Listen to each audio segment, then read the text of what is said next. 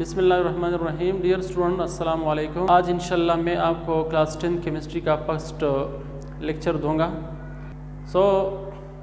Class 10 की chemistry में सबसे जो पहला पॉइंट है वो है chemical equilibriums.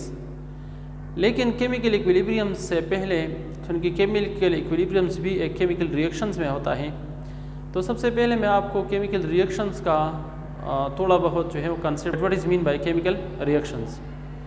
So let we study the chemicals reaction. Old bond breaking and new bond formation is called chemical reactions. इसको हम chemical reactions कहते हैं, या फिर हम कहते हैं कि ये ऐसा प्रोसेस है, the process in which element react with each other and form new products of different properties than that of the reactants is called chemical reactions. इन दोनों केमिकल रिएक्शंस के जो दोनों डिफिनीशंस है, दोनों का मतलब एक ही है, लेकिन यहाँ पे मुख्तसर डिफिनीशंस हैं कि the old bond breaking and new bond formations. जाहिर बात है कि जब किसी रिएक्टेंट्स में पहले से जो मौजूद बॉन्डिंग है, इसको हम ओल्ड बॉन्ड कहते हैं। वो ओल्ड बॉन्ड जब ब्रेक हो जाए और फिर वो रिएक्टेंट्स आपस में दो या दो से ज़्यादा रिएक्टेंट्स आपस में फिर न्यू बॉन्ड फॉर्मेट करें और एक प्रोडक्ट बनाएं, इसको हम केमिकल रिएक्शंस कहते हैं।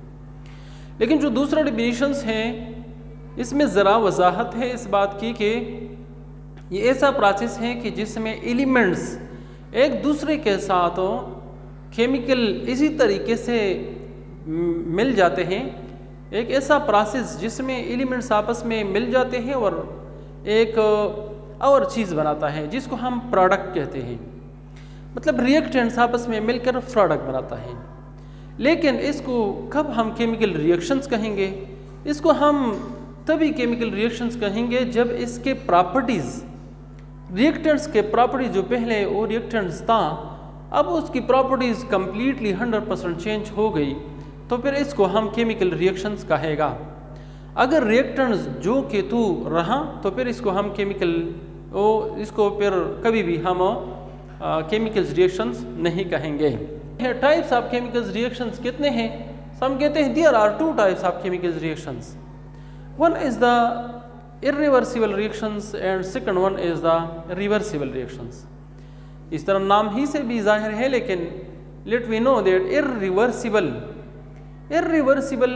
एक है और एक रिवर्सिबल है। इरिवर्सिबल मीन गैर रजात वजीर, मतलब जो कि वापसी का इम्कान इसमें न हो, और वो रिएक्शंस जो कि वो रिवर्सिबल होते हैं, रजत वजीर होते हैं, इसको हम रिवर्सिबल रिएक्शंस कहते हैं। मतलब ऐसे रिएक्शंस होते हैं जिसमें रिएक्टेंट्स आपस में मिल जाते हैं और प्रोडक्ट बनाता है, लेकिन कुछ देर बाद वो प्रोडक्ट दोबारा टूट फूट का शिकार हो जाता है, दोबारा इसमें रिएक्शन हो जाता है और वो क्या बनाता है, वो दोबारा रिएक्टेंट में तब्दील हो जाता है। तो इस किस्म के रिएक्शंस को हम रिवर्सिबल रिएक्शंस कहते हैं। Irreversible reactions are those reactions which are 100% completed, i.e. proceeds only in the forward directions। ये बात याद रखिए कि इरिवर्सिबल रिएक्शंस कौन से रिएक्शंस होते हैं? ये ऐसे रिएक्शंस होते हैं जो कि 100% कंप्लीट हो जाते हैं।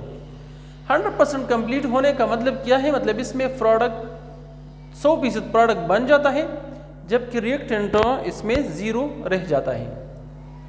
फॉर एग्जाम्पल क्या होगा? फॉर एग्जाम्पल HCl, ये एसिड है, हाइड्रोक्लोरिक एसिड और सोडियम हाइड्रोक्साइड जब आपस में मिल जाते हैं तो नतीजे के तौर पर बन जाता है क्या? ये सोडियम हाइड्रोक्साइड और HCl आपस में जो रिएक्शंस करता है तो बन जाता है सोडियम क्लोराइड, नमक, और इसके साथ साथ क्या बन जाता है? वाटर बन जाता है। या भी हम देख सकते हैं इरिवर्सिबल रिएक्शंस को हम एरो ही से भी जान सकते हैं कि इट मीन्स दैट ये रिएक्टेंट जो है सारे का सारा अब इस तरफ तब्दील हो चुका है। इस किस्म के रिएक्शंस को हम इरिवर्सिबल रिएक्शंस कहते हैं। तो एरो से भी मालूम हो सकता है पेपर पे। अगर आपसे कोई पूछे कि आप किस तरह बता सकेंगे मुझे पेपर पे कि ये रिवर्सिबल है कि नहीं है, तो आप ये कहेंगे, आपका जवाब ये होना चाहिए कि मैं इस साइन से समझूंगा। अगर इस पे ये डबल हेडेड और सिंगल एरो हो, सिंगल एरो हो तो फिर हम कहते हैं कि दीज रिएक्शंस आर इरिवर्सिबल। और अगर ये किस्म के रिएक्शंस इसमें अगर ये एरो इस तरफ भी हो और इस तरफ भी हो तो फिर इसको हम रिवर्सिबल कहेंगे। तो ये इरिवर्सिबल रिएक्शंस का सिंबल है। इस तरह हम कहते हैं कि ये रिएक्टेंट्स जो हैं इस किस्म के केस में रिएक्टेंट्स क्या हो जाता है, रिएक्टेंट्स फिनिश और प्रोडक्ट 100% बन गया। क्यों? क्योंकि ये ऐसे रिएक्शंस है जो कि इरिवर्सिबल है, दोबारा इस तरफ नहीं आ सकते। तो उसमें सारे का सारा प्रोडक्ट जो है तब्दील हो गया। किस चीज़ में तब्दील हो गया? साल्ट और वाटर में तब्दील हो गया। इसी तरह के सोडियम प्लस वाटर जब आपस में मिल जाते हैं, सोडियम एक मेटल्स है और ये आपस में जब मिल जाता है, इरिवर्सिबल का एक और एग्जांपल ये है। तो जब तक हमने सोडियम को वाटर में नहीं डाला हो तो आप देख सकते हैं कि हमारे यहाँ प्रोडक्ट जो है वो क्या है, वो ज़ीरो है। लेकिन जब क्या हो जाता है, जब हम सोडियम वाटर में डाल देते हैं तो ये एक विगोरस रिएक्शंस हो जाता है और विगोरस रिएक्शंस के नतीजे में क्या हो जाता है, फूरी प्रोडक्ट बन जाता है। तो हम कहते हैं कि यहाँ पे प्रोडक्ट क्या है, प्रोडक्ट ज़ीरो है। लेकिन जब वो रिएक्शंस हो जाता है तो क्या बन जाता है, सोडियम हाइड्रोक्साइड और हाइड्रोजन गैस बन जाता है। लेकिन अब यहाँ पे हमारे साथ जो रिएक्टेंट्स है वो ज़ीरो, अब वो ज़ीरो है। सो इसका मतलब है कि इस किस्म का रिएक्शंस जो हैं वो कैसे हैं, वो इरिवर्सिबल हैं। मतलब दोबारा पीछे आने वाले रिएक्शंस नहीं है, बस एक ही डायरेक्शंस में वो जाते हैं। इस किस्म के रिएक्शंस को हम इरिवर्सिबल रिएक्शंस कहते हैं। इसी तरह के ये आप देख रहे हैं कि CH4 हैं। CH4 ये मीथेन गैस है, मीथेन गैस नेचुरल गैस जिसको हम कहते हैं। और ये जब हम जलाते हैं इसको हम कंबशन रिएक्शंस कहते हैं। हम घरों में मुख्तलिफ चीज़ों को पकाने के लिए, इंजन चलाने के लिए हम नेचुरल गैस इस्तेमाल करते हैं और इसका कंबशन हो जाता है, जाहिर बात है। सो हम कहते हैं कि जब ये मीथेन और ऑक्सीजन जब तक उसने अमल नहीं किया है, इनिशियली हम कहते हैं इनिशियली रिएक्टेंट्स ही होते हैं। लेकिन इनिशियली क्या होता है, सिर्फ रिएक्टेंट्स होता है, प्रोडक्ट्स क्या होगा, प्रोडक्ट ज़ीरो होता है। लेकिन आफ्टर रिएक्शन जब रिएक्शन हो जाता है तो रिएक्शंस होने के बाद हम कहते हैं कार्बन डाइऑक्साइड प्लस वाटर बन जाता है और इसको हम कंबशन रिएक्शन कहते हैं।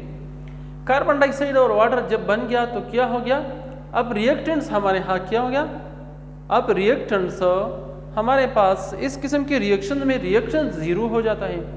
तो इस किस्म के रिएक्शंस को हम क्या कहते हैं, इस किस्म के रिएक्शंस को हम इरिवर्सिबल रिएक्शन कहते हैं। It is because reverse reaction not take place. अब यहाँ पे एक सोच आता है कि why some reactions are irreversibles, why बाज़ रिएक्शंस रिवर्सिबल होते हैं। रिवर्स रिएक्शंस मतलब वो शो करते हैं और बाज़ रिएक्शन रिवर्सिबल नहीं होते, रिवर्स रिएक्शन नहीं करते। तो ये क्यों इस तरह होता है, हम कहते हैं क्यों होता है।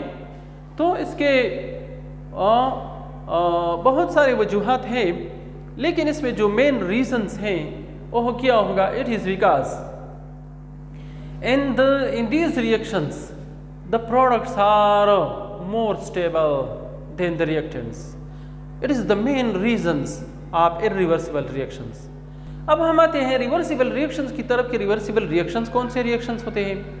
तो रिवर्सिबल रिएक्शन जिस तरह की इस अलामत से ज़ाहिर है, यहाँ पे आप देख सकते हैं ये अलामत है, ये फॉरवर्ड रिएक्शन को शो करता है इस तरफ, और ये बैकवर्ड रिएक्शन को शो करता है जो कि इस तरफ आता है। तो हम कहते हैं कि the chemical reactions which never goes to completions, ये ऐसे रिएक्शंस हैं जो कि कभी भी कंप्लीट नहीं हो जाते। ऐसे रिएक्शंस जो कि कभी कंप्लीट नहीं हो जाते, नेवर गोज टू कंप्लीशंस, कभी कंप्लीशन को जाते भी नहीं ये रिएक्शंस। क्यों? चूँकि इसमें रिएक्टेंट्स बाकी रह जाता है। और क्यों? चूँकि इसमें प्रोडक्ट दोबारा आपस में अमल करके दोबारा रिएक्टेंट्स बनाता है। So that's why these reactions are never goes to completions, are those chemical reactions which are not 100% completed, those chemical reactions which are not 100% completed. ये reactions 100% complete क्यों नहीं हो जाते? तो हम कहते हैं कि ये reactions 100% complete इसी वजह से नहीं हो जाते कि इसमें प्रोडक्ट बनते ही रिएक्टेंट्स आपस में रिएक्शंस करके प्रोडक्ट बनाता है और वो प्रोडक्ट को कुछ देर बाद वो प्रोडक्ट जो है चूँकि वो इतना ज़्यादा क़याम पज़ीर नहीं होता, स्टेबल नहीं होता, तो दोबारा जो है फूड इसमें हो जाता है और दोबारा रिएक्टेंट में तब्दील हो जाता है।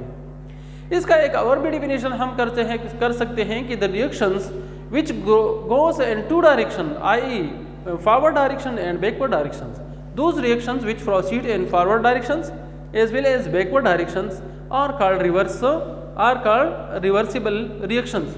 इसको भी हम रिवर्सिबल रिएक्शन कह सकते हैं।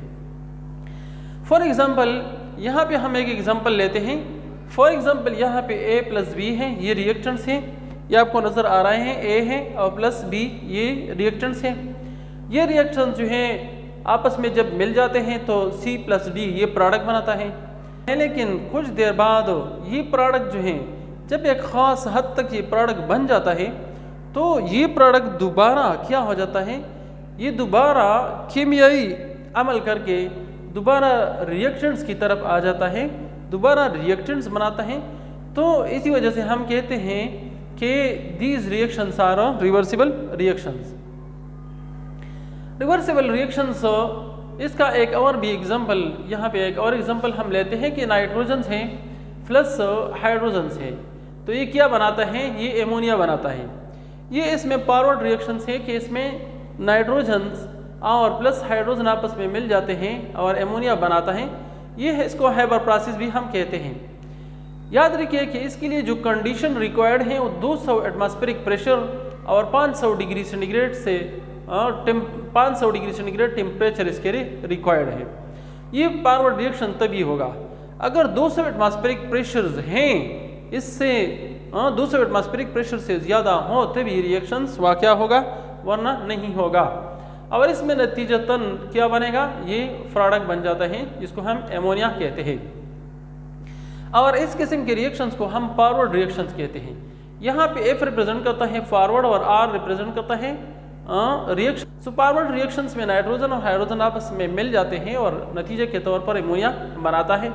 जबकि कुछ देर बाद ये रिएक्शन जो है क्या हो जाता है, वापस जो है वापसी करता है और रिएक्टेंट्स बनाता है। जो वापसी करता है और रिएक्टेंट्स बनाता है इसको हम रिवर्स रिएक्शंस कहते हैं।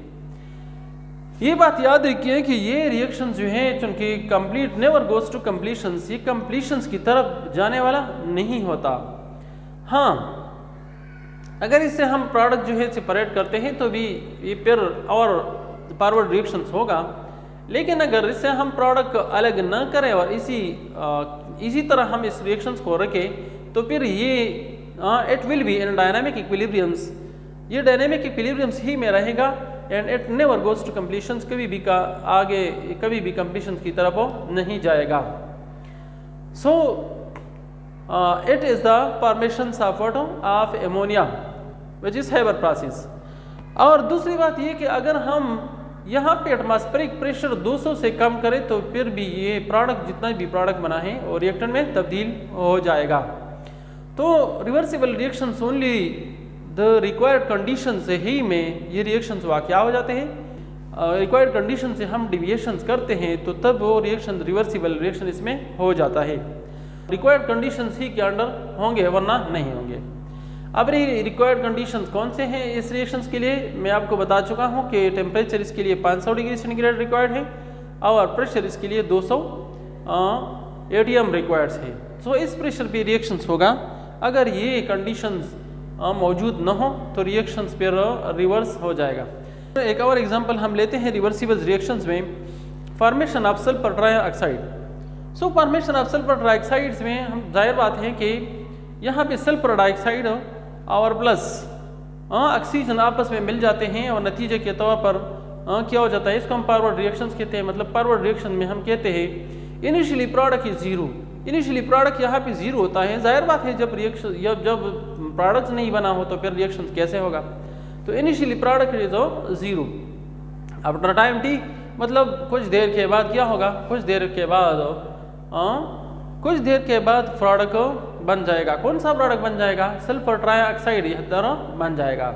ये आपको नजर आ रहा है, सल्फर ट्राइऑक्साइड बन जाएगा। अब after excessive amount of sulphur trioxide, जब एक्सेसिव अमाउंट मतलब काफ़ी अमाउंट में, काफ़ी मकदार में सल्फर ट्राइऑक्साइड बन जाता है, तो फिर क्या होगा, फिर रिवर्स रिएक्शन स्टार्ट हो जाएगा। रिवर्स रिएक्शन, इसको RR से हम रिप्रेजेंट करते हैं कि ये रिवर्स रिएक्शन स्टार्ट हो जाएगा। मतलब क्या हो जाएगा, ये सल्फर ट्राइऑक्साइड वापस जो है टूट जाता है सल्फर डाइऑक्साइड और ऑक्सीजन गैस को। So it is dynamic equilibrium. So this reaction is term as dynamic equilibrium. इसको हम डायनामिक इक्विलिब्रियम क्यों कहते हैं, इसी वजह से कहते हैं, आप खुद यहाँ पे देख सकते हैं। डायनामिक इक्विलिब्रियम हम किस चीज़ को कहते हैं, an equilibriums in which two chemical process continue on equal rate in opposite directions.